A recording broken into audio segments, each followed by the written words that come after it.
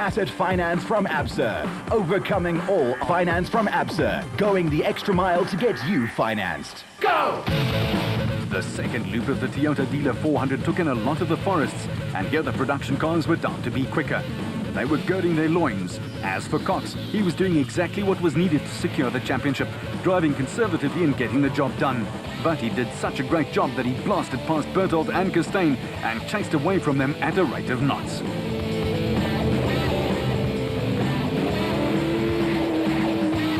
The contours in amongst the paper plantations and forests were fine for the space frame cars and allowed them to build up quite a head of steam. But as any road user has to do, the train crossing still has to be given the necessary respect.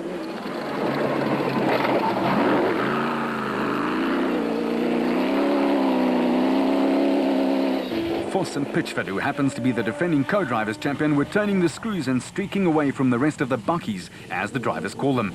They were about 30 seconds ahead of teammate Grobler and going well.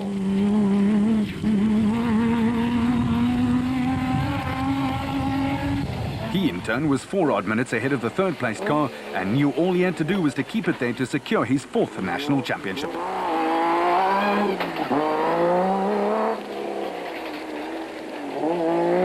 The rain had settled the dust quite considerably, yet the temperatures weren't climbing that heavily either. For Shamir Bariawa, it was perfect conditions to move up the order. For Corbett and Moore, they were doing a fabulous job with a car that they'd only taken delivery of the day before.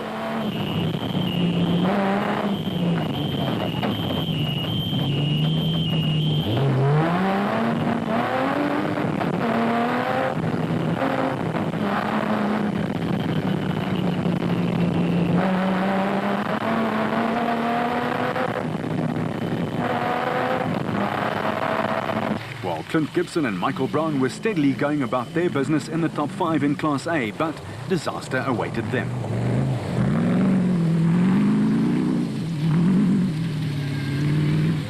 And a mini disaster awaited Mark Corbett on top of the mountain.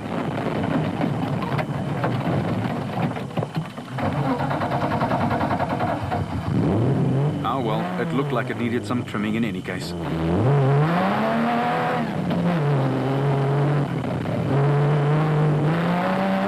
Further back, Nardis Alberts in the Rapsa Bat was going at it hammer and tongs, reveling in the good driver's conditions. Skill certainly came to the fore in this part of the race.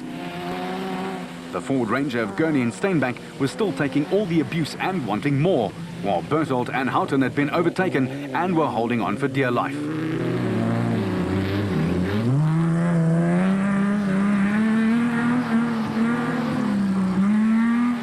The Superpave crew, the Walks, were also slowly inching their way up the order after starting off in 23rd place.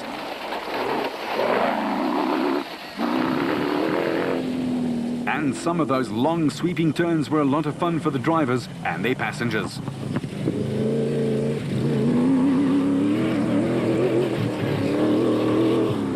Brandon Harkis and Marcel Trethui had made a storming run after their disappointing prologue, but then had a fault 25 k's from DSP, which cost them dearly. 4 minutes, and that dropped them back significantly again. Nick Gosler and Richard Carolyn were still trying to recover from their stuck in the river escapade, and certainly wasn't at the top of a whole lot of drivers' Christmas card lists. While Karl-Heinz Solwald tested his brakes at the train crossing, as well as our cameraman's bravery. The Edenko Bat of the Besaidnoids was also inching its way up the order. They started off 24th overall, but were up into the top 15 and still climbing. The De Bruins, Hichu and Jaap were looking for their second consecutive win in Class D, and the way they'd moved up, it seemed like a distinct possibility.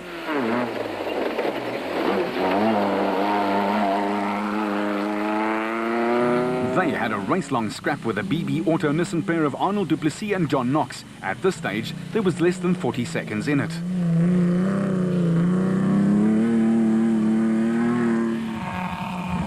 The sight of the Rubicon Toyota streaking along warmed the cockles of the Toyota fans' hearts as George and Sharon Barkhuizen came rushing by, still looking for their maiden national championship victory in Class E. In the same class, it was the ever-smooth KZN crew of Manfred Schroeder and Ward Huxtable who knew they just had to keep it on the road to clinch the championship. They were firmly ensconced in second place after 4 wins earlier this season. Back at DSP, a delighted Motorite crew hailed hello to the incumbent champion Alfie Cox, who had stormed into first place on the second loop, but there was still 1/3 of the job left to do. But we'll have to fill the fluid and good. Right? Good. Yeah, it's completely empty. And the Atlas Copco crew was right on their tail. There was very little to do to a vehicle that was superbly prepared. In the Nissan Pound, there was the usual effectiveness at work with Voss in the lead by just a few seconds. Cox left on his last loop, but Bertolt and Costain had already gone, out of turn, and in the lead again by about 4 minutes. This would turn the whole event on its head. For Houghton and his driver Bevan Bertolt, there was a quick break and a few instructions, while the Ford lads were still frantically working on that drive shaft replacement. The Atlas Copco crew had inadvertently jumped out to quite a lead, but it would have serious consequences later. Still, the big old porter was more than able and willing. Cox was chasing and chasing hard, and he and Testeger were just more than 2 minutes down.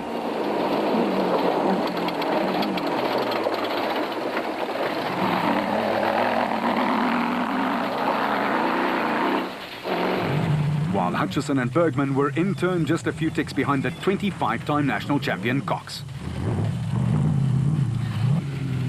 Voss and Pitchford were gunning for the 36th victory of the Nissan brand in the last 47 outings for the Japanese motor manufacturing giant, and they looked set for it too.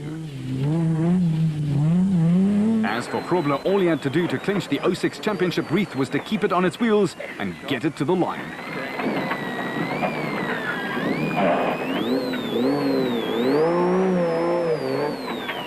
Hierdie kant. 50 meter, baie nou.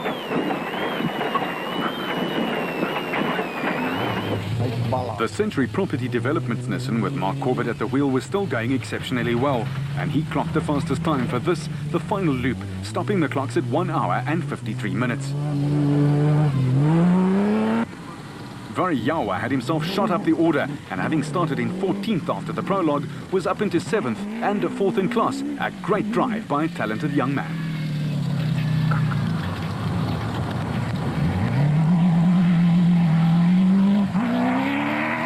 The Walks had done virtually the same thing, with Robert back behind the wheel after Gareth had taken it for lap 2. They were 8th overall.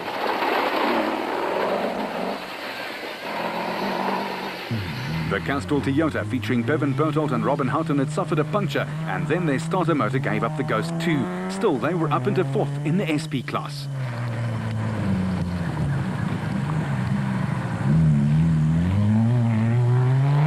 The Besaidnotes bat was still sounding great, and they were steering their Edenko-sponsored car to a very popular win in Class B with a 20-minute lead. Gurney and Steinbach up into 13th overall and 5th in class, with a fine drive behind the controls of the Ford Ranger.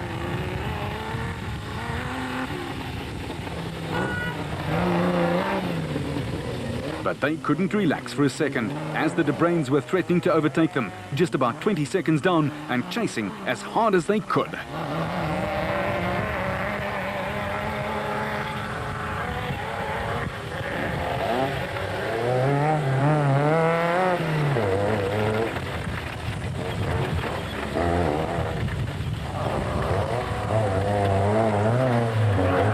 They were just holding off the BB Auto Nissan squad. They'd moved up from outside the top 50 to get up to 15th overall, a phenomenal drive. And another one of those was produced by the husband and wife team, the Barkhuizens, who themselves had picked up 32 places.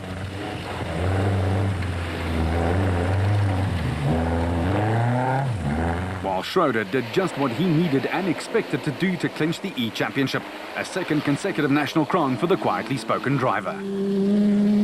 The old warhorse Richard Schilling is the reigning Class S champion, and his co-driver Chris Davies clinched the Navigator's title with this performance. They were on their way to a hard-earned win in class.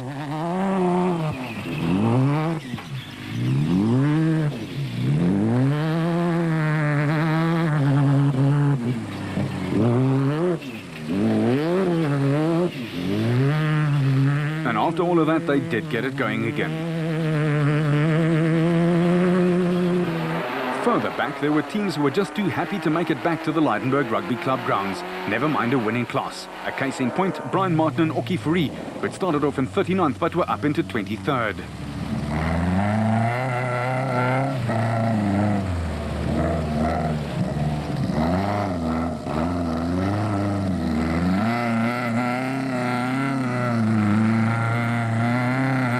Musaji and Borhania could hardly contain their excitement, and now the farmer finally knows who did that to his fence. Sorry, lads.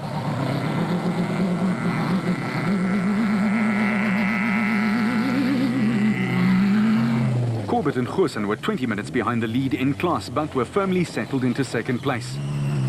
And they certainly got their money's worth at this juncture.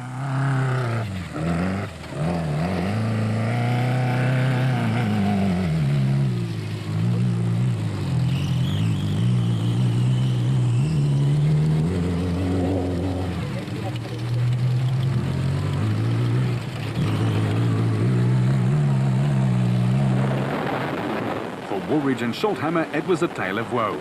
Their championship hopes all contained in one broken pot. And sayonara. See you next year.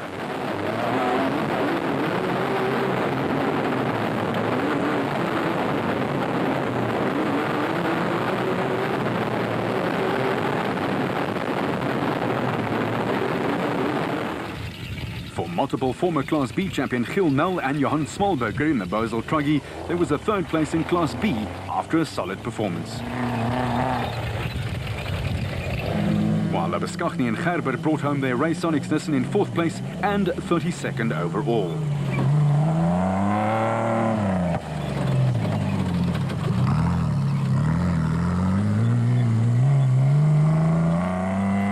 Mark and Stuart Moffat guided their Bosel Toyota to a finish time of just less than 8 hours for a 5th place in Class E. With Colin Howell and James Kennelly just behind them, but 13th in class.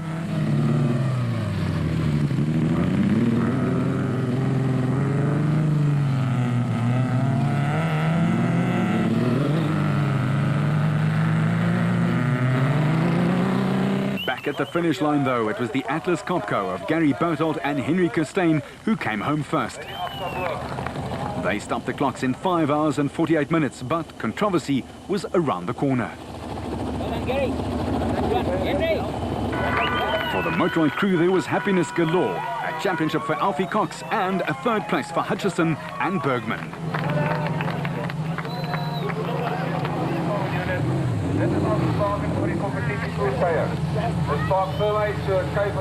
The champagne popped and Berthold celebrated his 2nd win of the 2006 season with veteran Costain at his side. But the look on the faces of the Motorrad team said it all. An objection was on the way. The Atlas Copco Porter really made a huge difference out there in the rough. We were not very quick in the forest. We moved over, let Alfie go with bad tyres, and the traction wasn't very good. But we knew we'd catch them on this last loop, which was rough and perfectly designed for this car. So thanks to great navigation from Henry, and thanks to a wonderful Atlas Copco Porter, we brought it home first. I had the easy job. My mechanic Dennis, he did a fantastic job, so yeah, thanks very much. Check his card, he knows what time he should go out.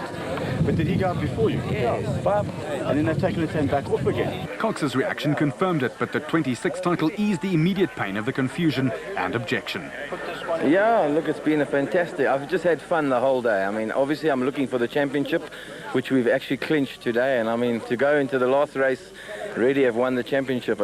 I mean, for me, it's been a great, you know, moving to 4 wheels and winning 2 championships now, both in the special and in the production. But today has been an exceptional day. Gary's been a hard customer, Evan's been also good, and I've just been saving the car, and it's just come all the way to me, and yeah, I'm happy. Foss clocked 6 hours, 1 minute and 54 seconds for the win in the production car class, making it 5 out of 7 wins for the Nissan squad in the year 2006. But the Hannes Grobler-Francois Jordan combination were just a few ticks off the watch behind them.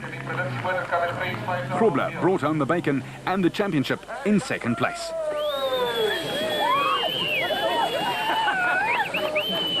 And Corbett and Moore made it a clean sweep for Nissan as they filled the top 3, the 2nd time that this has been done by the Nissan outfit in 3 years. Oh, we had a great day.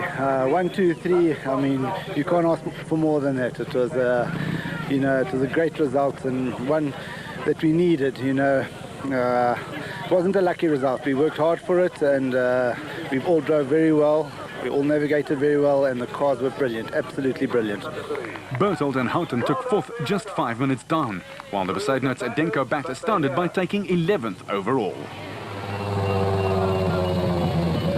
But it did take some limping. Wel, vanoggend toe ek hierdie reisies begin het ek regtig nie gedink ek gaan klaarmaak, maar ek het vir myself net gesê vandag doen hierdie ding. Ons het dit kalm gevat die eerste en die tweede loop. Die derde loop het ons nou brand gemaak. Dit was alles het net perfek gewerk, nie een papwiel nie. Ons het nie een keer van die pad afgeval nie, nie een wrong slot nie, niks nie. Vandag was dit my navigator het sy job gedoen vandag. En nou het ons hier gestop met 'n papwieletjie, maar ons het gemaak. Schilling took a popular win in Class S, but all the honours went to Berthold and Costain. But an appeal court from Motorsport SA will make a decision, so these results are pending.